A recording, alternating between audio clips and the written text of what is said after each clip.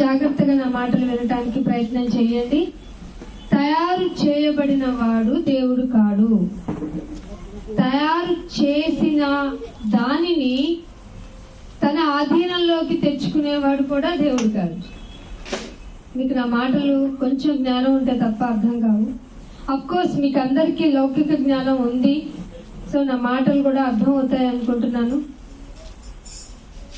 మనిషి తను బ్రతికే విధానంలో తనకంటూ ఒక మార్గాన్ని పెట్టుకొని జీవిస్తూ ఉన్నాడు. అందుకే మనకి రకరకాల రుచులు వచ్చాయి, రకరకాల కలర్స్ వచ్చాయి, రకరకాల ఫుడ్ ఐటమ్స్ వచ్చాయి. ఇంకా చెప్పుకుంటే మనిషికి ఒక అభిరుచి అయింది. ప్రపంచం మొత్తంగా 800 కోట్ల మంది ఉంటే అంతకు మించి మించి మించి మించి అభిరుచులు వచ్చాయి. రుచి కాదు, అభిరుచి అంటే తన ఇష్టమైనది. తన ఇష్టమైనది మనిషి చేయటం వల్ల దాన్ని అడ్డు వేసేవాళ్ళు లేరు. కాబట్టి మనిషి ఏమనుకున్నాడంటే నేనే దేవుణ్ణి అనుకున్నాడు. ఇక్కడే మనిషి తప్పులో కాలేశాడు. మరి ఇన్ని చేస్తున్న దేవుడు మౌనంగానే ఉన్నాడా? అవును, ఖచ్చితంగా మౌనంగానే ఉన్నారు. ఒక్కొక్కసారి ఆయన మౌనాన్ని చూసి భయం వేస్తుంది. మీకు ఎలా అనిపిస్తుందో తెలియదు, కానీ ఏంటైనా ఇంత అకృత్యాలు జరిగిపోతున్నాయి, ఇంత ప్రాబ్లమాటిక్ అయిపోతుంది. భూమి చూస్తే చాలా చాలా ప్రమాదపు అంచులోకి వెళ్ళిపోయింది. మేమా లోకం మా చుట్టూ ఉన్న ఈ పచ్చదనాన్ని 4 చెట్లు లేకపోతే 4 గింజలు చూసుకొని I'm very happy in my life అనుకుంటున్నాను. నాకున్న బట్టలో, నాకున్న వస్తువులు, నాకున్న వజ్రాలు, నాకున్న so and so what ever you think, అవన్నీ ఉంచుకొని ఇవే నాకు గొప్ప, ఇవే నాకు సరిపోయినాయి అనుకుంటున్నాను. ఇది కాదట. ప్రపంచంలో శాస్త్రవేత్తలకు మించిన జ్ఞానం ఉన్నవాళ్ళు లేరు అనుకుంటాం. ఎందుకంటే వాళ్ళు ప్రతిదీ మీరు పొందుతున్నది దేని దగ్గర నుంచి వచ్చింది, హ్యూమన్ లైఫ్ ఎక్కడి నుంచి వచ్చింది, మనం ఎలా బ్రతుకుతున్నాము, గింజ ఎలా వచ్చింది, ఈవెన్ గాలి ఎలా వచ్చింది, వాటర్ ఏంటి, మాలిక్యూల్స్ ఏంటి, ఇవన్నీ చెప్తున్నారు. ఫర్ ఎగ్జాంపుల్ ఆక్సిజన్ ఉందనుకోండి, O2 అంటాం. O2 అంటే ఆక్సిజన్ 2 మాలిక్యూల్స్ తీసుకున్నాం అనుకుంటాం. వాటర్కి ఫార్ములా ఏంటండి అని అడిగితే ప్రిన్సిపల్స్ని కానీ ఎడ్యుకేటెడ్ పీపుల్స్ని కానీ ఏముందండి, O2 ఆక్సిజన్ 2 మాలిక్యూల్స్. మరి వాటర్ని ఎందుకు కొనుక్కుంటున్నాము? మనకు అన్నీ తెలుసు కదా, what is the water formula అన్నప్పుడు మనం ఎందుకని ఫార్ములా తెలిసిన మనము వాటర్ నీటి కొరత వల్ల పంటలు పండలేదు, నీటి కొరత వల్ల సో ప్రాబ్లమ్స్ ఫేస్ చేస్తున్నారు అని మన వార్తల్లో ఎందుకు వింటున్నాం? దీని అర్థం ఏంటో మీకు తెలుసా? మనిషికి కొంత మాత్రమే తెలుసు, కొన్ని చెయ్యలేడు కూడా. ఇచ్చిన దాన్ని అనుభవించటం నేర్చుకున్న మనిషి ఏమి కావాలో అవి ముందుకు వచ్చేయటం వల్ల, తన దగ్గరికి వచ్చేయటం వల్ల, వచ్చిన దాన్ని హ్యాపీగా తినడం వల్ల, అనుభవించడం వల్ల నేనేమి కోల్పోతున్నాను అనేది మనిషి ఆలోచించటంలా. ఈవెన్ లోకంలో ఉన్న వాళ్ళకంటే ఇంటర్నల్ గా కమ్యూనిటీకి లోపలికి వచ్చిన వాళ్ళ యొక్క ప్రభావమే చాలా ఘోరంగా ఉందట దేవునికి. ఎందుకంటే వీళ్ళకి టోటల్ తెలుస్తుంది కదా. మీరు ఎందుకు వెళ్తున్నారు చర్చ్కి అని అడిగితే దేవుడు మాకు బోళ్ళన్ని మేలులు చేశాడు, సో మేము అందుకే వెళ్తున్నాం, ఆయన గొప్పవాడు, ఘనుడు, సో అండ్ సో చెప్తున్నారు. ఈ చెబుతున్న మీకు ఆయన ఇంకా ఏమన్నా చేయగలడా అంటే అంతకు మించి. ఆయన ఒక మాట యోబు గ్రంథంలో ఉంటది, మీరు ఊహించలేనన్ని మేలులు చేస్తున్నాడట ఆయన. నేను ఎప్పుడు చెప్తాను, మొన్న కూడా ఒకసారి చెప్పాను, మనిషి యొక్క ఐ రిజల్యూషన్ అంటే మీ కంటి చూపు ఎంతవరకు చూడగలదో అన్ని పరిస్థితుల్ని మాత్రమే మనుషులు చూడగలుగుతున్నారు. సైంటిస్టులు మొన్న కూడా చెప్తున్నారు, మీకు కనపడేవి చూస్తున్నారు, మీకు కనపడనివి చాలా చాలా సిచ్యువేషన్స్ హ్యూమన్ సరౌండింగ్స్ లో జరుగుతున్నాయి. అవి మేలుకు జరుగుతున్నాయా అనేది, లేదంటే కీడుకు జరుగుతున్నాయా అనేది మేము ఇంకా ఎస్టిమేషన్ లోనే ఉన్నాము అని చెప్తున్నారు. అంటే మనకు కనిపించే దాన్ని చూసుకొని మనం ఒక కంక్లూజన్కి వచ్చేకూడదు. అందుకే బైబిల్ చెప్తుంది, మీరు ఎప్పుడు నా దగ్గరికి వచ్చి నేను చెప్పిన మాట విని నేర్చుకో నేర్చుకోండి అంటుంది. మనుషులు ఏం చేస్తారంటే ఎదుటి మనిషి దగ్గరికి వెళ్ళి ఏమిటక్కానో ఏమిటన్నానో, లేకపోతే తన ఫ్యామిలీ పర్సన్స్ దగ్గరికి వెళ్ళో, లేకపోతే తన రక్త సంబంధాల దగ్గరికి వెళ్ళో ఒక డిస్కషన్ మెయింటైన్ చేస్తారు. ఆ డిస్కషన్ లో ఏమొస్తుందో రిజల్ట్ నేను చెప్పనా? నిరాశ, నిస్పృహ, లేదంటే నిస్సత్తువ, లేదంటే బలహీనత. ఇవే రిజల్ట్ అవుతాయి. అంటే కంక్లూజన్ రాదు మన ఫ్యామిలీ డిస్కషన్స్ లో కానీ, మన ఏ విషయమైనా కానీ మన దగ్గరికి వచ్చేటప్పటికి సొల్యూషన్ దొరకదు. ఇన్ఫాక్ట్ అదే దేవుని దగ్గరికి వచ్చారు అంటే, దేవుని చేత తయారు చేయబడిన మనము ఎలా బిహేవ్ చేస్తామో ఎవరికి తెలుసు? దేవునికే తెలుసు. సో నాన్న మీరు బలహీనులు చెప్పేసింది బైబిల్. బైబిల్ అంటే దేవుని మాట. దేవుని మాట అంటే దేవుడే స్వయంగా, యెహోవా వాక్కు మీకు ప్రత్యక్షమై. ఆ వాక్కు ప్రత్యక్షమై చెప్పించడం మనకి బ్లెస్సింగ్. అందుకనే ఒక మాట చూపిస్తాను చూడండి. యోబు గ్రంథము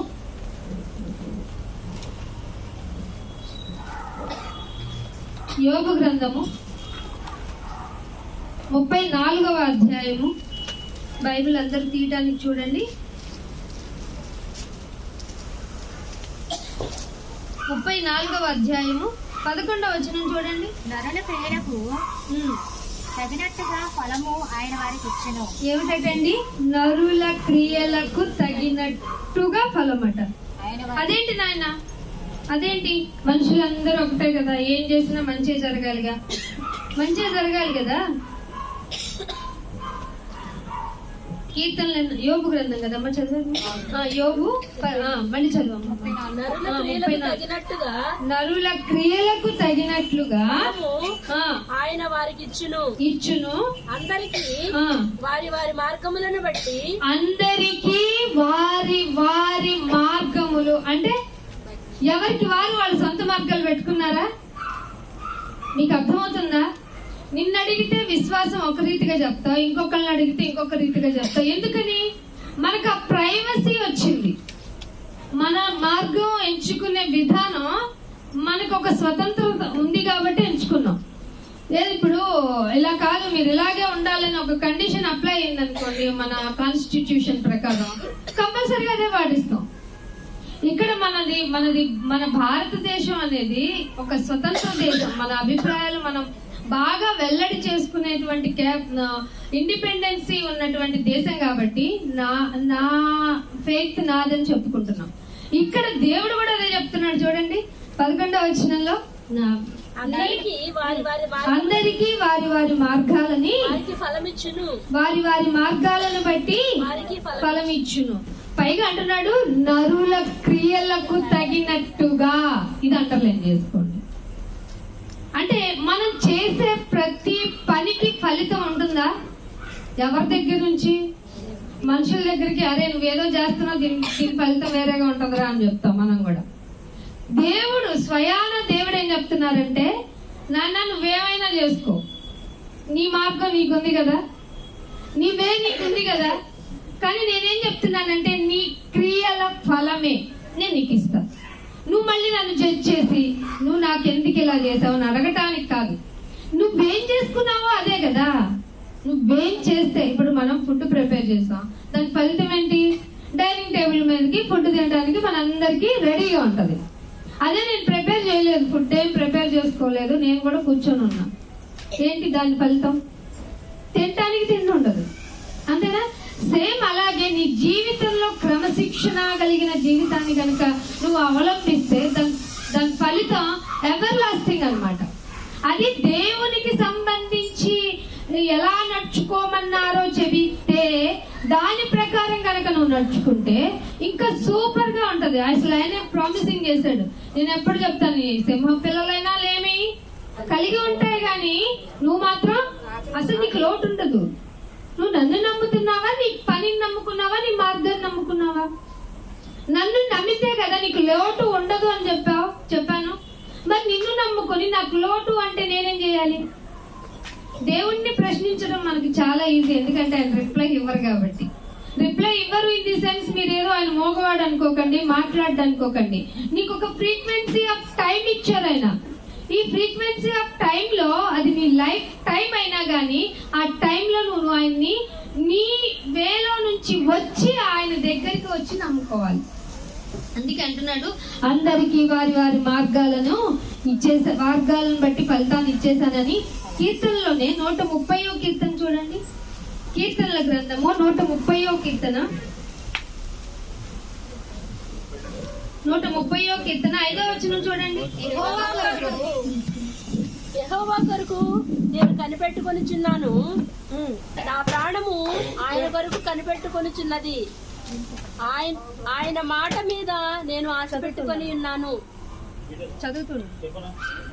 కావలి వారు ఉదయం కొరకు కనిపెట్టుట కంటే ఎక్కువగా నా ప్రాణము ప్రభువు కొరకు కనిపెట్టుకొనిచున్నది. ఏం కనిపెట్టాలంటే 5వ వచనంలో చెప్తున్నాడు చూడండి. యెహోవా నా ప్రాణము ఆయన కొరకు. ఒక భక్తుడు ఎంచుకున్న మార్గం అట దేవుని కొరకు కనిపెడుతుందంట. మన ఫ్యామిలీస్ లో, ఈవెన్ మనం ఇక్కడ గ్యాదర్ అయిన మనలో, నాయన నా ప్రాణము నీ మాట కొరకు కనిపెడుతుంది అని ఎవరైనా ఉన్నారు ఇంట్రెస్టెడ్ గా? ఉండవు. చాలా రేర్ గా ఉంటాం మనం. కానీ భక్తుడు ఏమంటున్నాడంటే, యెహోవా కొరకు నేను కనిపెట్టుచున్నాను, నా ప్రాణము ఆయన కొరకు కనిపెట్టుచున్నది, ఆయన మాట మీద నేను ఆశ పెట్టుకొని ఉన్నాను. మనకి ఎక్కువ మందికి అధికారులు లేదంటే మనకి ఎవరైనా హెల్ప్ చేసేవాళ్ళు, ఎవరైనా సహాయం చేస్తామని పిలిచిన వాళ్ళ దగ్గరికి ఆశగా చూస్తాం. కానీ మనం ఎక్కువ ఎవరి మీద డిపెండ్ అవ్వాలో మీకు తెలుసా? దేవుని మీద డిపెండ్ అవ్వాలి. మీరు రాజులు నమ్ముకున్నట కంటే, అధికారులు నమ్ముకున్నట కంటే ఎవరు నమ్ముకోవాలి? నమ్ముకుంటే మేలు కావాలా వద్దా మనకి? కానీ మనం మేలు తెలియకుండా మనం చేసే పనులు చూడండి. మనం మేలైన దానిని మీకు జరుగుతుంది, మీకు తెలుస్తుంది, మీకు అవుతుంది అని తెలిసినా దాన్ని యాక్సెప్ట్ చేయనివ్వని ట్రాన్స్ లో ఉంది ఈ మానవ సమాజం. అందుకే ఇది గ్రహించిన పౌలు గారు, ఈ యుగ సంబంధమైన దేవత దేనికి? మనోనేత్రం ఉంది నీకు. అందుకే మీ మనోనేత్రాలు అనేటువంటి వర్డ్ యూజ్ చేస్తాను నేను ఎప్పుడు మెసేజ్ స్టార్టింగ్ లో. మనోనేత్రాలకి ఏం జరిగింది? గుడ్డితనము. గుడ్డితనం కలిగితే నీ ముందు ఏం చూపించినా, ఎంత పెర్ఫార్మ్ చేసినా, ఏం చెప్పినా ఏమన్నా తెలుస్తుందా? తెలియదు.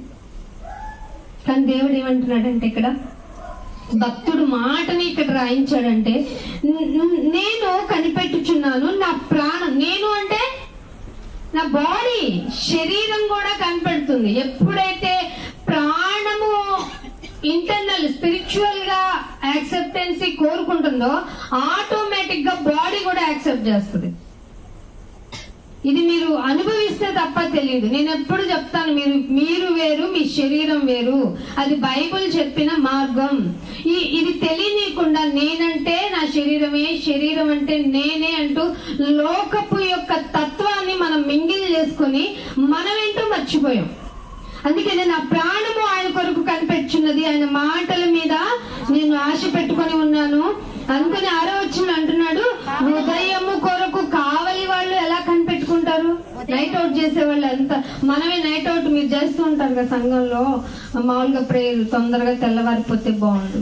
మనం కూడా ఎందుకు హాస్పిటల్స్ లో ఉన్నప్పుడు మనకి ఐవి పెట్టి సెలైన్ పెట్టి ఉంచారు అనుకోండి, నేను ఎక్స్పీరియన్స్ చేశాను, తొందరగా తెల్లవారితే బాగుండు. కానీ తెల్లవారిన తర్వాత మళ్ళీ రాత్రి అయితే బాగుండు, నెమ్మది ఉండదు. కానీ దేవుని యొక్క మార్గము కొరకు నువ్వు కనిపెట్టుకుని నీ ప్రాణము కూడా ఆయన మాటల కొరకు ఆశ పెట్టుకొని ఉంది అంటే you will feel very very very happy. అందుకే నాయందే ఆనందించండి. మరలా చెప్పుదును, నాయందంటే నాయంది కాదు, నా వాక్యము, నా దేవుడైన తండ్రి అయిన దేవుని మాటల యందు మనం ఆనందిస్తే, మనం ఎందుకండి ఇంతమందిగా ఎందుకు అసెంబ్ల్ అవ్వాలి? అవసరం ఏముండింది? అవసరం లేదు కదా. ఎవరు హౌస్ లో వాళ్ళు ఉండొచ్చు. మీకు కావాల్సిన సీరియల్స్ చూసుకుంటాను, వార్తలు చూసుకుంటాను, లేకపోతే మీ పిల్లలతో టైం స్పెండ్ చేసుకుంటాను, మీ ఫ్యామిలీతో మీరు ఉండొచ్చు కదా. మరి ఎందుకు వచ్చాం ఇక్కడికి అంటే ఆయన మాట కోసమే అనే ఆలోచనతో నేను అనుకుంటున్నాను.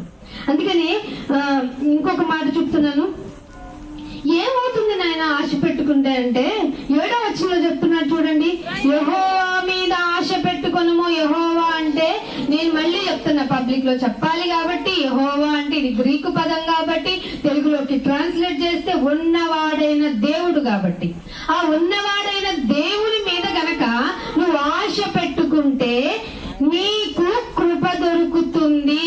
నీకు కృప దొరుకుతుంది. ఇది ప్రపంచంలో ఎవరు ఇవ్వలేంది కృప, మెర్సీ. ఇది ఎవ్వరు ఇవ్వలేదు. తర్వాత ఇంకోటి ఏం దొరుకుతుందట, ఆయన యొక్క సంపూర్ణ విమోచన. ఇది ప్రపంచంలో చాలా మంది కోరుకుంటున్నారండి, మాకు విడుదల కావాలి, విడుదల కావాలి. ఈ దేని నుండి విడుదల కావాలంటే వాళ్ళు చెప్తున్నవి శరీరపరమైనటువంటి ఇబ్బందుల గురించి, రోగం నుంచి అంటారా, డబ్బు గురించి అంటారా, లేకపోతే వాళ్ళకి కలిగిన లేమి గురించి అంటారా, వీటి గురించి విడుదల అంటున్నారు. కానీ దేవుడు అంటున్న విడుదల, సంపూర్ణమైన విడుదల దేని నుండో తెలుసా? నీ శరీరము నుండి నీ ఆత్మకు. శరీరం నుండి ఆత్మకేంది, నాకు అసలు తచ్చడం లేదు అనకండి. శరీరము ఆత్మకును, ఆత్మ శరీరమునకు ఆపోజిట్. నీలో ఎప్పుడు సంఘర్షణ జరుగుతుంది. అందుకే మంచి చెడు రెండు ఉన్నాయి. మంచి కోరుకోమంటుంది, మంచిగా ఉండమంటుంది, మంచితోనే నీ జీవిత విధానాన్ని గడుపు అంటుంది ఆత్మ. ఆ శరీరం అంటది ఎన్ని రోజులు మంచిగా ఉండగలం, ఎలా ఉండగలం, మంచి ఏమన్నా కూడు పెడుతుందా అంటది. మంచే పెడుతుంది, మంచే పెడుతుంది. ఖచ్చితంగా దేవుని మీదే ఆధారపడితే తప్ప నీ జీవితం, నేను ఇప్పుడు బాగానే పోషించబడుతున్నాను కదా నాకు అడక్కు. నువ్వు ఎలా పోషింపబడుతున్నావో, ఎందుకు పోషింపబడుతున్నావో తెలిస్తే నీకే ఆశ్చర్యం వేస్తుంది. నీ దగ్గరికి ఫుడ్ రావాలంటే నువ్వు వేసుకుంటున్న గింజ వల్ల రావటంలా, నువ్వెక్కడో కొనుక్కుంటున్నావు. నీకు కొనుక్కుంటున్న దుకాణం నుంచి మరెవరో అమ్ముతున్నారు. ఆ అమ్ముతున్న వానికి ఎవరో తలంపులు ఇచ్చారు ఈ పంట వేయమని, నీ దగ్గరికి నీ ప్లేట్లోకి ఫుడ్ రావాలని. అది నీ తండ్రి ప్రేమ కాదంటావా? నువ్వు వస్త్రాలు ధరించుకోవాలని ఆశపడుతున్నావు, రకరకాల బట్టలు వినియోగించుకోవాలి, నాకు ఈ ట్రెండీగా ఉండాలి, ఈ కలర్ లో ఉండాలి, అలా ఉండాలని ఫీల్ అవుతున్నావు. వాటిని కావాలి అంటే ముడి సరుకుగా ఉన్న పత్తి అవన్నీ ఎవరేస్తున్నారు? ఎవరికి చెబితే ఎవరేస్తున్నారు? ఆ వేసిన గింజకి తగినంత రేటు రాకపోయినా వెయ్యాలన్న మనసులో ఉన్న కోరికను చావకుండా చేసింది ఎవరు? అది నీ తండ్రి ప్రేమ కాదంటావా? నీకెప్పుడు చెప్తున్నాను, లోకంలో ఉన్నటువంటి దేవుడి యొక్క రిలేషన్ ఇక్కడ పెట్టకండి. మనకి దేవుడు అంటే తండ్రి. మీకు ఈ లోకపరంగా తండ్రి మీకు ఎంత ప్రొటెక్టివ్ వేలో మిమ్మల్ని గ్రో అప్ చేస్తారో, లేదంటే తల్లైనా నిన్ను ఎంత ప్యాంపరింగ్ చేసి నిన్ను బాగా పెంచుకుంటుందో, నాకు తెలిసినంతగా నా బిడ్డ గురించి ఇంకెవరికి తెలియదు అని తల్లి ఎంత గర్వంగా చెప్పుకుంటుందో, నా బిడ్డ నా అంచనాలను దాటగలడు అని తండ్రి ఎలా అయితే ధీమాగా చెప్పుకోగలడో, వాళ్ళందరినీ కన్న తండ్రే ఆ పరమ తండ్రి. ఆ పరమ తండ్రి నీకు చెయ్యాలనుకున్నవి, చేస్తున్నవి ఒక్క క్షణం ఆలోచించు. ఒక్క క్షణం అలా నీ గురించి నువ్వు ఆలోచించుకో. అప్పుడు నీకు కృప దొరుకుతుంది. అయ్యో, నువ్వు ఇచ్చింది నాకు సంపూర్ణమైన విమోచన అని నీకు విదితమవుతుంది. అందుకే ఇంకొక మాట చూపిస్తాను చూడండి. సామెతల గ్రంథము 2వ అధ్యాయము, సామెతల గ్రంథము 2వ అధ్యాయము 7వ వచనం చూడండి. ఆయన యథార్థవంతులను ఇది కనిపెట్టడం లేదు మానవ జాతి. అందుకే లంచగొండితనాలు ఎక్కువైపోతున్నాయి. రాంగ్ వేలో డబ్బుని ఇది ఎర్న్ చేసుకుందామన్న ఆలోచనలు విపరీతంగా పెరిగి, నా పక్కన వాడు మనిషే, నా ఎదుటివాడు మనిషే, నాలాగే మనిషి సఫర్ అవుతాడన్న విషయాల్ని వదిలేసి మనిషిని చంపే పాతకం తెచ్చుకుంటున్నాడు. దేవుడేమన్నాడు తెలుసా? నువ్వు యథార్థంగా ఉండు, యథార్థవంతులను వర్ధిల్ల చేస్తాను. యుక్త మార్గము, యుక్తమైనది అంటే మంచి మార్గము. మంచి మార్గం లోపల ఉందండి అసలు? చెప్పండి. కొంచెం సేపు కనపడుతుంది మంచి మార్గం, తర్వాత ఆ మార్గానికి ఒక కంక్లూజన్ ఉండదు. దేవుని దగ్గరికి రండి. దేవుడు యుక్తమైనది మంచి మార్గం చెప్తున్నాడు. ఆ యుక్తమైన మార్గములో తప్పక నడుచుకున్న వారికి ఆయన నేనే దీపాన్ని. నాకు తెలియదు కదా నేను ఈ లోకంలో వెళ్ళాలా, మరి నేను హానెస్టీగా ఉన్నాను, నా చేతికి రూపాయి రాదుగా, రాకూడదు. అన్యాయపు స్థితి నీ దగ్గర ఉండకూడదు. నువ్వు న్యాయంగా యుక్తంగా నడుచుకో. నేను నీకు ల్యాంప్ ని అంటున్నాడు దేవుడు, కేడమును నేను. ఇలా ఎవరన్నా ఉంటున్నారా? అందుకే దేవుని మార్గాలు చాలా మందికి నచ్చవు. మరి ఈ విధి ఈ దేవుని మాట ప్రకారం నడుచుకోకపోతే ఎలాగా? నీ తల్లిదండ్రుల మాట నువ్వు వినకపోతేనే, వాళ్ళు చెప్పినట్టు నువ్వు చేయకపోతేనే నువ్వు బ్యాడ్ బాయ్ అంటారు నేను లోకంలో. అదే పరమ తండ్రి నీ రూల్ ఇది, ఇలా ఉండాలి, ఇలా ఉంటేనే ఇది మానవ కోటికి విధి అని ఉంది ఒక చోట బైబిల్లో. ఆ విధి, ఆ కండిషన్ ప్రకారం నడుచుకోవాలి కదా. అందుకని ఇంకొక మాట చూపిస్తాను. కీర్తన గ్రంథంలోనే 117వ కీర్తన 2వ వచనం చదవండి. 117వ కీర్తన. కాబట్టి సమస్త అన్యజనులారా దేవుణ్ణి స్తుతించండి, సర్వజనములారా ఆయనను కొనియాడండి, యెహోవాను స్తుతించండి. యుక్తమైన మార్గము చూపిస్తున్న ఆయన నీకు ఏం చెప్తున్నాడు తెలుసా? నువ్వు నా కొరకు బ్రతుకు, నేను వర్ధిల్లింపజేస్తాను, నేను నీకు కేడంగా ఉంటాను. సో నువ్వేం చేస్తావు? నన్ను కీర్తించు. కీర్తించు అంటే పాట పాడటం ఒక్కటే కాదండోయ్, మీరు ఇది విదితం అవ్వాలి. ఆయనను గూర్చిన మాట నువ్వు చక్కగా బిహేవియర్ రూపంలో, అందుకే క్రియల రూపంలో అనింది బైబిల్. ఈ క్రియల రూపంలోనే చాలా మంది ఫెయిల్ అయిపోయి దేవుణ్ణి దూషించే విధంగా తయారైపోతున్నారు. నీ ఇంప్లిమెంటేషన్ ఆఫ్ ఆ మార్గంలో నీ ఇంప్లిమెంటేషన్ లేకపోతే జీవితంలో ఆయన గురించిన ఆ వెయిటేజ్, ఆయన యొక్క నామమును గురించిన ఆ వెయిటేజ్ నీకు నువ్వే తెలియచేయటం లేదని అర్థం. అందుకని ఇంకొక మాట చూపిస్తాను చూడండి. యెషయా గ్రంథంలోనే యోహాను సువార్త 3వ అధ్యాయము, యోహాను సువార్త 3వ అధ్యాయము 27వ వచనం. 3వ అధ్యాయము 27వ వచనం. అందుకు యోహాను ఇట్లనెను, తనకు పరలోకము నుండి అనుగ్రహింపబడితేనే గాని ఎవనికి ఏమీయో పొందటానికి వీలు లేదు. ఇప్పుడు నీ దగ్గరున్న ఇల్లైనా, నీ దగ్గరున్న డబ్బైనా, నీ దగ్గరున్న అధికారమైనా, నీ దగ్గరున్న వజ్రాలైనా, వైఢూర్యాలైనా, బంగారమైనా, ఇంకేమైనా పదవైనా, ఆఖరికి నువ్వైనా అంతే కదండి. మనం ఆరోగ్యంగా ఉంటేనే కదా ఆయన అనుగ్రహిస్తేనే మనం బ్రతుకున్నట్టు.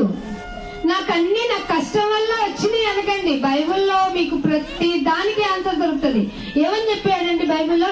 పరలోకము నుండి నీకు అనుగ్రహించబడితేనే ఇప్పుడు నీ దగ్గర ఉన్నది ఏదైనా, ఇంక్లూడింగ్ నీ రక్షణ గురించైనా, నువ్వు వచ్చే సంఘ జీవిత విధానమైనా ఆయన అనుగ్రహించాలి. ఎవరికి పడితే వాళ్ళకి ఇవ్వడైనా.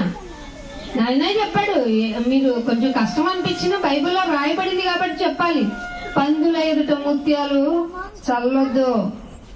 బంగారం ఇక్కడ ఉంది, రండి తీసుకోండి అని నేను చెప్పాలా మీకు? బంగారపు విలువ మీకు తెలీదా? తెలుసు కదా. మరి ఎందుకు రక్షణ గురించి అన్నప్పుడు మనలో తెలియని నిరుత్సాహం వస్తుంది అంటే మనకు కొన్ని నచ్చవు. అందుకే దేవుడు ఏమంటున్నాడు, నీకు ఏదైనా గాని, నీకు ఎలా ఉన్నా గాని, నువ్వు అనుకుంటుంది నా కష్టము అనుకున్న ప్రతిదీ పరలోకము నుండి అనుగ్రహింపబడితేనే తప్ప నీకు ఏమీయో, అక్కడ 2 మాటలు ఉపయోగించాడు, ఎవనికి ఏమీయో పొందలేరు. ఇది దేవుని యొక్క మహిమ తెలుసా మీకు? మీరేమో పాస్టర్లకి ఇచ్చేస్తారు, ఐగారు మా కోసం చెయ్యండి. ఆయన చేసేది ఏముండదు, ఆయన వల్ల కాదు, మీలాంటి మనిషే. కాకపోతే ఆయన కొంచెం నీతిమంతుడిగా ప్రిన్సిపల్ వేలో బ్రతుకుతాడు కాబట్టి, నీతిమంతుల ప్రార్థన ఆయన ఆలకిస్తారు కాబట్టి రిక్వెస్టింగ్ కొంచెం ఫాస్ట్ గా వెళ్ళొచ్చు అంతే. కానీ అంతకంటే ప్లీజింగ్ వేలో నువ్వు చేసుకోవచ్చే కదా, నువ్వు చేసుకోవచ్చు. కానీ ప్రతిదీ తీసుకొచ్చి ఆయన దగ్గర వేసేయడం మనకు అలవాటు అయిపోయింది. నీకేది కావాలన్నా ఆయన అనుగ్రహం ఉండాలి. అది పరలోకం నుండి తండ్రి గో హెడ్ అనగానే నీకు వస్తాయి. ఇప్పుడు ఒకసారి థింక్ చేయండి, నీ దగ్గర ఏమేమి ఉన్నాయో. అది లోటైనా కానీ ఇది కూడా ఆయన చిత్తం అయితేనే వస్తుంది. అందుకే నేను ఇంకో మాట చూపిస్తాను. రోమీయులకు రాసిన పత్రిక 2వ అధ్యాయము, రోమీయులకు రాసిన పత్రిక 2వ అధ్యాయము 6వ వచనం చూడండి. ఆయన ప్రతి వానికి వాని క్రియల చొప్పున. ఈ అధికారం ఇంకెందుకు వచ్చింది? మీరు ఇది ఎప్పుడైనా గమనించారా? వారి వారి క్రియలు చెప్పిన నేను ప్రతిఫలం ఇస్తానని దేవుడు చెప్పడం ఏంటి? నా క్రియ నా ఇష్టం కదా, మన మార్గాన్ని బట్టి ప్రతిఫలం మనకు వస్తుందన్న ఆయన ఎవరిచ్చారు ఇంక అధికారం? ఈయనే సుప్రీం ఆఫ్ ది సుప్రీం, అందుకే ఈ అధికారం ఉంది. సో నీ క్రియ ఎలా ఉండాలి ఆయన దృష్టిలో? ఆయన ఏమన్నా పిచ్చివాడా? ఆయన ఏమన్నా చెత్త పనులు చేసేవాడా? ఆయన ఏమన్నా ధనార్జన విషయంలో ఇలా కాదు అలా వెళ్ళిపో అని చెప్పాడా? లేకంటే నువ్వు ఏ విధంగా బ్రతికినా పర్వాలేదు గో హెడ్ అని ఏమని చెప్పాడా? నీకంటూ కొన్ని రూల్స్ ఉన్నాయి, నీకంటూ కొన్ని ఎథిక్స్ ఉన్నాయి. వాటి ప్రకారంగా కాదు, నా మాటల ప్రకారముగా. ఎవరైనాను నా మాట విని వాటి ప్రకారం చేస్తే తప్ప మీరు రారు. మీ ఇష్టం వచ్చినట్టు చేసినా నా దగ్గరికి రాదు. చెప్పాడా లేదా బైబిల్? అందుకే వారి క్రియలను చొప్పున ప్రతిఫలం ఇచ్చేస్తాను నేను. అందుకే మీరు ఒక మాట చూపిస్తాను చూడండి. ఈ 9వ వచనం చూడండి. దుష్కార్యము చేయు ప్రతి మనిషి ఆత్మను అన్నాడా లేదా? మనిషిని అన్నాడా, మనిషి ఆత్మను అన్నాడు అక్కడ. బైబిల్ చూడండి, అందరూ ఎడ్యుకేషన్ తెలిసిన వాళ్ళు, చదువు వచ్చిన వాళ్ళు, రాని వాళ్ళు పక్కనలో వాళ్ళు చదువుతున్నది కదండి. దుష్కార్యము చేయు ప్రతి మనిషి ఆత్మను పట్టుకుంటాడండి. ఈ మనిషి ఆత్మను పట్టుకునే కేపబిలిటీ లోకంలో ది గొప్ప and the great of the great అని ఎవరికి పెట్టుకుని, ఈవెన్ దో ఎప్పుడో 2వ శతాబ్దం 3వ శతాబ్దం గ్రేట్ అలెగ్జాండర్ అన్నారే, ఆయన వల్ల కూడా కాదు. ఎందుకంటే ఆయన కూడా పోయాడు కాబట్టి. ఆయన గురించి ఎందుకు చెప్తావు అంటే, ఆయన మనకు కొన్ని శతాబ్దాల క్రితం ఏలాడు కాబట్టి. వెళ్ళేటప్పుడు నా హ్యాండ్స్ ఏం చెప్పాడైనా ఓపెన్ లో పెట్టండి. ఎందుకని అంటే ఇంత తెచ్చావు, ఇంత సాధించాను నేను, కానీ నేనేం తీసుకెళ్ళలేకపోతున్నాను. ఇది మీకు ఎగ్జాంపుల్. అప్పుడే చిల్లరేట్లు కూడా నేర్చుకున్నారు. చిల్లరేస్తారు కదా మన యాత్రలకు పోయేటప్పుడు. సో అలాంటి వాళ్ళకు కూడా కానిది ఎందుకు అయిందో తెలుసా? వాళ్ళ ఆత్మ ఎందుకు వాళ్ళు కాపాడుకోలేకపోయి లోకపు మరణాన్ని అందుకున్నారో తెలుసా? ప్రతి వానికి వాని క్రియల చొప్పున, మంచిదైనా చెడ్డదైనా, ఈవెందో మాటను కూడా వదలనురా నేను కదా సుప్రీం. మీకు నేను చెప్పమన్నట్లు కదా ఈ 66 పుస్తకాలు మీకు ఇచ్చాను. ఈ 66 పుస్తకాల్లో ఉన్న ఎసెన్స్ ఏంటో నువ్వు తెలుసుకోకుండా ఇదంతా ఒక మతం అని, ఇదంతా మసిపూసిందని, దీనిలో చాలా చెత్త ఉందని నువ్వు ఎలా చెప్పగలవు?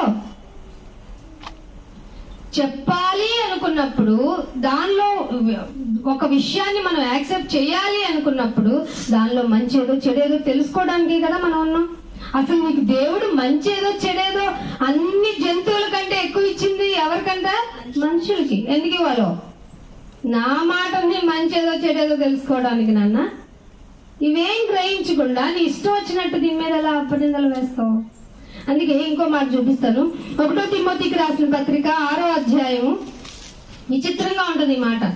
1 తిమోతికి రాసిన పత్రిక 6వ అధ్యాయము 9వ వచనం చూడండి. ధనవంతులగుటకు అపేక్షించువారు శోధనలోను. ధనవంతులు అవ్వాలి అని అపేక్ష అనేది కోరిక. మనందరం ఏమండి మేము రిచ్ అవ్వాలండి, మేము రిచ్ అవ్వాలి అనుకుంటాం లేదా? బైబిల్ ఏం చెప్పిందండి? ధనవంతులగుటకు అపేక్షించాలి. ఆ అపేక్ష మీరు శరీరపరంగా ఫాలో అయిపోయి, శరీరపరంగా నేను బ్లెస్ఫుల్ లైఫ్ లో ఉండాలి, ప్రాస్పారిటీ గాస్పెలింగ్ లోనే నేను వెల్ విషింగ్ గా ఉంటాను అనుకున్న వాళ్ళకి దేవుడు ఏం చెప్తున్నాడు చూడండి. ధనవంతులు అవ్వాలని మీకు ఆశ ఉందా? అపేక్ష ఉండిందా?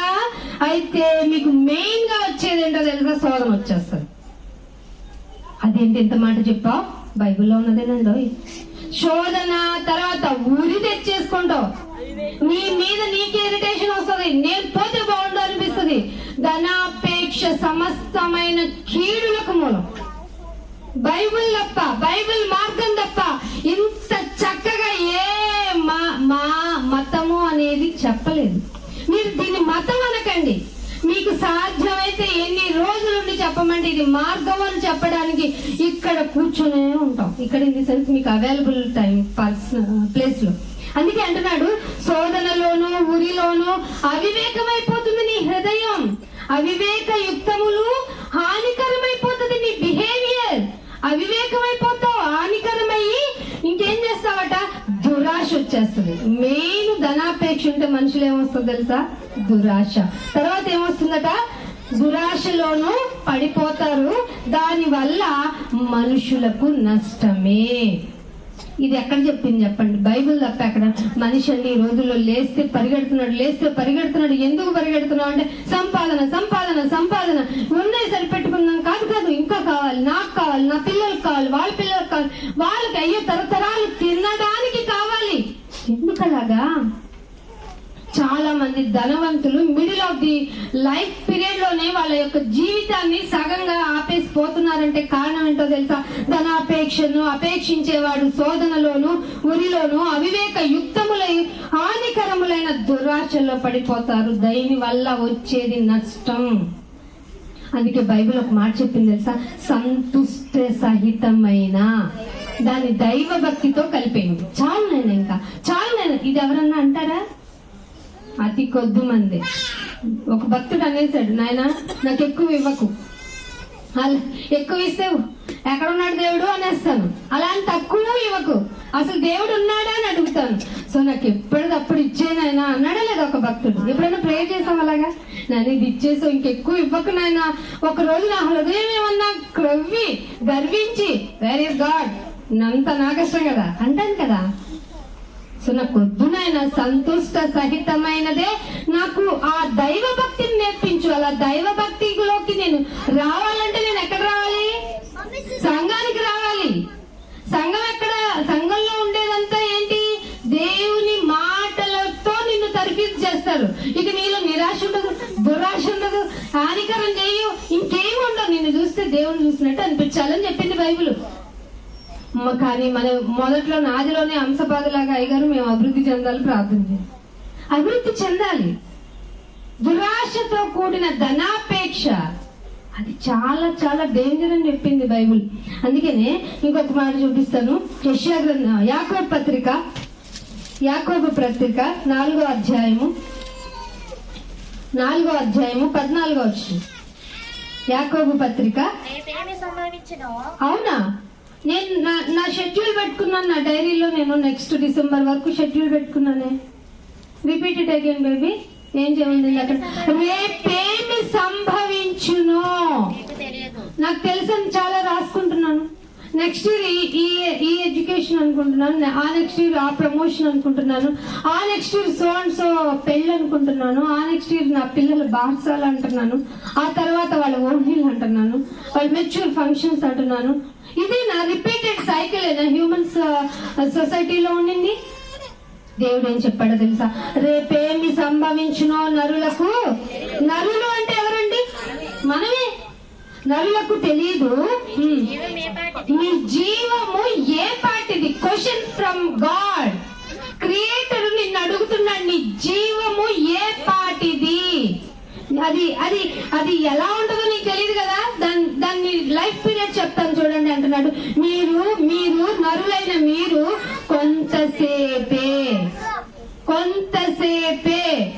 మన పెర్ఫార్మెన్స్ ఈ లోకంలో కొంతసేపు కనపడి అంతలో మాయమైపోతాం, అంతలోనే. అందుకే మనం చావు దగ్గరికి వచ్చినప్పుడు మాటలు వింటాం కదా. బైబిల్ తప్ప ఏ మతము మాట్లాడదు, మరి బైబిల్ మార్గం కాబట్టే మాట్లాడుతుంది. చావు గురించి ఎక్కువ చెప్తుంది. ఏమంటారో తెలుసా? ఇందాకనే కదా కనిపించారు, ఇందాకనే కదా, నిన్ననే కదా నాతో మాట్లాడు. ఎస్, అక్కడితో క్లోజ్ చేశానని చెప్తున్నాడు. మీకు ఆ మాట కూడా ఉండదు. జీవ గ్రంథంలో మనుషుల యొక్క స్టార్టింగ్ డే, ఈ పిండం, నువ్వు నీ తల్లి గర్భంలో పిండముగా నువ్వు స్టార్ట్ అయిన డే నుంచి నీ లాస్ట్ డే వరకు నా దగ్గర లిఖితము, కౌంటబుల్. తెలుసా నీకు నీ డేస్? ఇది ఎక్కడ చెప్తుంది చెప్పండి? మతము చెప్తుందా ఇలాగా? మన మతము అనేటువంటి లోకం ఏం చెప్తుందో తెలుసా? మన జీవితం 3 నెలలు ముచ్చటే, రేపేమవుతుందో తెలియదు కాబట్టి ఈ రోజు ఎంజాయ్ చేద్దాం. నో, అది దాని గురించి కూడా చెప్పింది. మీరు అలా బిహేవ్ చేయొద్దు. మీకు రేపేమి సంభవించినో తెలియదు కాబట్టి, మీ జీవం ఏ వాటిదో తెలియదు కాబట్టి, మీరు కొంతసేపు కనబడి అంతలోనే మాయమైపోతారు కాబట్టి మీరు మీ జీవితాన్ని జాగ్రత్త పరచుకోండి. మరి జీవం అంటే ఏంటి నాయన? యోబు పత్రిక 7వ అధ్యాయము, యోబు గ్రంథము 7వ అధ్యాయము. జీవం అంటే నాకు తెలుసు డబ్బులు అనుకున్నాను, ఎలా జీవితం బాగుందా అనుకున్నాను, ఇలాంటివి తెలిసిన మనకి దేవుడి నుంచి మాటలు తెలుసుకోవాలి. 7వ అధ్యాయము 7వ వచనం. నా జీవము వట్టి ఊపిరి నా జీవము అనగా వట్టి ఊపిరి. అని జ్ఞాపకం. ఒక్క నిమిషం. జీవం అనగా ఏంటట? జీవం జీవితం అన్ని ఇచ్చిన దేవుడు ఏం చెప్తున్నాడో తెలుసా? నీ జీవము అనగా వట్టి ఊపిరి. నువ్వు బతుకున్నావో నేను బతుకున్నానో లేదో ఎలా చెప్తావండి? మన రెస్పిరేషన్ పీల్చే గాలిని బట్టి. అందుకే బైబిల్ అంటుంది నా జీవము వట్టి ఊపిరి అని జ్ఞాపకం చేసుకోనాయన అని. నా కన్ను ఇక మేలు చూడదు కదా, పోతే నా ఊపిరి పోతే మేలు చూస్తుందా? నాకు మేలే జరగాలి అనుకున్నా నీవు ఒక్క క్వశ్చన్ వేసుకున్నావా? నా ఊపిరి వట్టిదంట కదా, నేను ఆపుకుంటే కూడా ఆపుకోను, నేను వద్దంటే దాన్ని తీయలేను, ఎందుకు నాలో నాకు తెలియకుండా ఈ క్రియ జరుగుతుంది? ఎప్పుడన్నా ఆలోచించారా? ఇది తండ్రి అనుకుంటే ఆయన జీవ వాయువును ఊదగా నువ్వు జీవ ఆత్మవయ్యవు. ఇక్కడ నీ యొక్క యాక్టివిటీస్, కాలు కదులుతుంది, ఏలు కదులుతుంది, కళ్ళు కదులుతున్నాయి, నీ తలలో బ్రెయిన్ లో ఆలోచనలు కదులుతున్నాయి. ఇవన్నీ ఎప్పుడు జరుగుతాయండి? మన ఊపిరి ఉన్నప్పుడే కదా. ఆ ఊపిరి వట్టిది. ఆ వట్టిదైన దానిని నా జీవితం అని నేను అనుకున్నాను. యోబు చెప్తున్నారు, నన్ను జ్ఞాపకం చేసుకున్నాయన, ఇదే కనకపోతే నాకు మేలే జరగదే. ఇంకేమంటున్నాడు? నన్ను చూచిన వారు ఇక మీదట చూడరే. ఈ వట్టి ఊపిరి ఉంది చూసావా, ఇది పోతే నన్ను చూసిన వాళ్ళు నన్ను చూస్తారా? మళ్ళీ మీలో చాలా మందికి భ్రమలు ఉన్నట్టున్నాయి. మా వాళ్ళు వచ్చేస్తారు, తీరని కోరికలు వచ్చేస్తారు. మీ అందరికి ఒక సభ తరపు నుంచి నమస్కారం. మీకేం తెలియదు. బైబిల్ తరపు నుంచి చెప్తున్నాను, ఆత్మ ఒక్కసారి ఈ శరీరాన్ని విడిచి వెళ్తే ఖచ్చితంగా పాతాళంలో ఉండాల్సిందే. అది మంచి వాళ్ళైనా చెడ్డవాళ్ళైనా. ఆ నెమ్మది పొందే స్థలంలో మంచి వాళ్ళు వాళ్ళ క్రియలను బట్టి, చెడ్డవాళ్ళు వాళ్ళ క్రియలను బట్టి ఉంటారు. కానీ చెడ్డవాళ్ళ సిచ్యువేషన్ బాగా రాయబడింది. ఏంటో తెలుసా? చెడ్డవాళ్ళు ఇన్ ది సెన్స్ ఆయన మార్గము చొప్పున నడవని వారు. నువ్వు లోకంలో ఎంత మంచి పేరైనా తెచ్చుకో, మాకు సంబంధం లేదు. అది నీ క్రియలను బట్టి దేవుడు దాన్ని జడ్జ్ చేసుకోవాలి. నేనెవరిని? నేను కూడా ఈ లోకంలో నీలాంటి మనిషి వారి యొక్క క్రియలు, వాళ్ళ యొక్క యాక్టివిటీస్ ని బట్టి జడ్జ్ చేస్తాను. కానీ నీ మనోగతం నాకు తెలియదు కదా. సో నేనేమంటున్నానంటే, నన్ను చూడని వారి కన్ను ఇక మీద చూడదు, నీ కన్నులు. అందుకే ఒట్టి ఊపిరి అయిన నా జీవితానికి నీ కన్నులు అవసరం. ఆయన కను దృష్టి ఉంచితే చాలంట, మన లైఫ్ అలా లీడ్ అయిపోద్దంట. అందుకని 1 పేతురు రాసిన పత్రిక 1వ అధ్యాయం 1 పేతురు రాసిన పత్రిక 1వ అధ్యాయం 23వ వచనం చూడండి.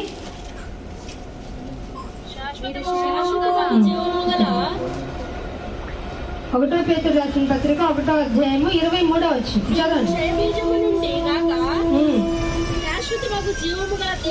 1 పేతురు రాసిన పత్రిక 1వ అధ్యాయము 23వ వచనం. ఎలయనగా ఏంటమ్మా కంక్లూజన్ అంటే, సర్వ శరీరులు భూమి మీద 800 కోట్ల మందికి పైగా ఉన్న సర్వ శరీరులు ఏం పోలి ఉన్నారంటండి? ఇది బంగారం కదా, వజ్రం కదా, ఇవే కదండి మనకి హై ఎక్స్పెన్సివ్ థింగ్స్ ఇవేగా. వజ్ర వైడూర్యాలు 7 వారాల నగలు కదా. మనుషులు సర్వ శరీరులు గడ్డిని పోలి ఉన్నారు. వాళ్ళు చూసుకునే అందం ఎలాంటిదటండి? గడ్డి పువ్వా? ఏంటి ఇంత కాస్మెటిక్ లైఫ్ ని, మన జీవితాన్ని కాస్మెటిక్ ప్రపంచం వెళ్తుంది కదా.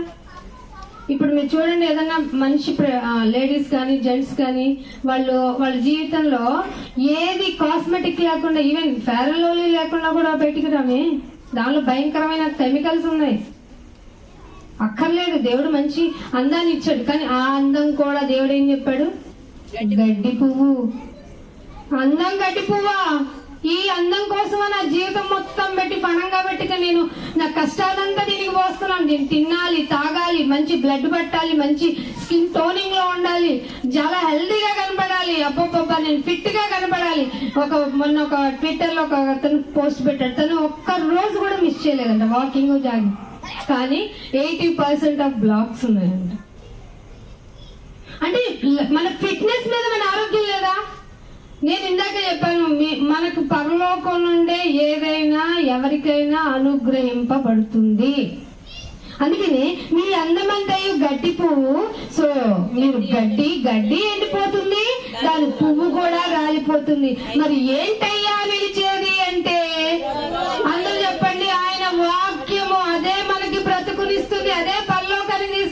ఏంటండి? ఆయన వాక్యము ఎల్లప్పుడూ నిలుచును. ఎల్లప్పుడు నాకు లైఫ్ లాంగ్ పని చేయాలండి, నాకు లైఫ్ లాంగ్ నాకు పని చేయాలి. అలాంటి వస్తువులు ఏమైనా ఉంటే చూపించండి అని అడగండి, ఎవరు గ్యారంటీ ఇవ్వరు.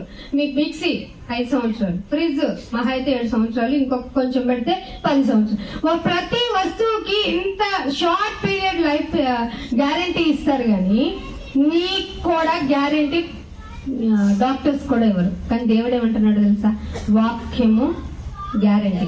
నీకు వాక్యం గ్యారంటీ, నీ మార్గానికి వాక్యం గ్యారంటీ. ఆ వాక్యాన్ని తక్కువ చేసుకోవద్దు. ఆ వాక్యము శరీరధారి వచ్చింది కదా, నాలాంటి మనిషి రూపంలో వచ్చింది కదా, ఆకలి అంది కదా, దాహం అంది కదా, అయ్యయ్యో అని వేదన పడింది కదా. అలా అని వాక్యమై ఉన్న యేసును తక్కువ చేయొద్దు. తక్కువ చేసుకుంటే దానికి మనమే ఫలితం పొందుకుంటాం. లాస్ట్ ఒక మాట చూపించేసి ముగిస్తాను. 144వ కీర్తన 4వ వచనం. కీర్తనలు నరులు వట్టి, ఇదేంటి నాయన నాకు కండలు ఉన్నాయి కదా, కండలు వీరిని అనుకున్నాను. నరులు ఏమై ఉన్నారట? అయ్యో నేను మంచి గ్లామర్ గా ఉన్నాను కదా అని ఐశ్వర్యరాయ్ అనుకున్నా. ఆవిడ కూడా వట్టి ఊపిరేనా? సర్వ శరీరంలో గడ్డిని పోలి ఉన్నారు. యూనో, మీరందరూ గ్రహించాల్సింది ఏంటంటే, ఇక్కడికి వచ్చిన మనందరం నేర్చుకోవాల్సింది ఏంటంటే, మనము గడ్డి పోలిన వారు. తర్వాత చదవమ్మా. వారి దినములు దాటిపోయే నీడ. దాటిపోయే నీడ ఏమన్నా కనుక్కుంటారా? పట్టుకుంటారా?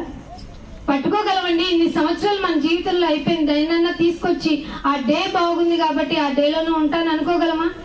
దాటిపోయిన కాలాన్ని తెచ్చుకోలేం గనకనే జ్ఞాపకాలతో మనం ఆనందంగా గడుపుతున్నాం. అందుకే జ్ఞాపకాలు, మంచి జ్ఞాపకాలు, మంచి జ్ఞాపకాలు అనుకుంటున్నాం. కానీ దేవుడు ఏం చెప్తున్నాడు తెలుసా? అవి దాటిపోయే నీడ. ఇక నుంచైనా మారాలి. నా జీవితంలో నేనేం చేయాలి, నా మార్గం ఏంటి, నేను ఎలా బ్రతకాలి, ఎలా బ్రతికితే మనుషులకి ఇష్టంగా ఉంటాను, ఎలా బ్రతికితే దేవునికి ఇష్టంగా ఉంటాను, ఎవరిది పర్మనెంట్ స్టేజ్, ఎవరిది పర్మనెంట్ కాదు, నేను ఎవరి కోసం బ్రతికితే లాభం అనేది వివేచన ఇచ్చిన ఆ మహాదేవుడు నిన్ను అడుగుతున్నాడు. ఎవరికి భయపడి బతుకుతావు? నాకా? ఈ లోకానికా? నిర్ణయం నీదే. ఈ లోకానికి బ్రతికావా? ఈ లోకము దాని ఆశ గతించిపోతాయి. నిన్ను నేను పట్టుకొని క్వశ్చన్ చేస్తాను. అప్పుడు తండ్రి, అబ్బా, నాయన అన్న సింగిల్ డ్రాప్ ఆఫ్ వాటర్ నీకు అందపడదు అనేటువంటి చిన్న సిచ్యువేషన్ దేవుడు నీకు ఇంటరాక్ట్ చేయించాడు అంటే, ఇంకొక మాట కూడా చెప్పాడు, అగ్ని ఆరదు. అగ్ని ఎవరో? అగ్ని ఎవరు? నేనే దహించు అగ్ని అయి ఉన్నాం. పురుగు ఎవరు? మనమే. సో నిర్ణయం మీదే. ఏ నిర్ణయం తీసుకుంటారో, ఎలా బ్రతుకుతారో మీ ఇష్టం. ఇక్కడ ఎక్కడ ప్రెషర్ ఉండదు. దేవుడు ఎవరిని ఒత్తిడి చేయడు. నేను మీరు మారటం వల్ల మీకేలా లాభం అన్నాడు.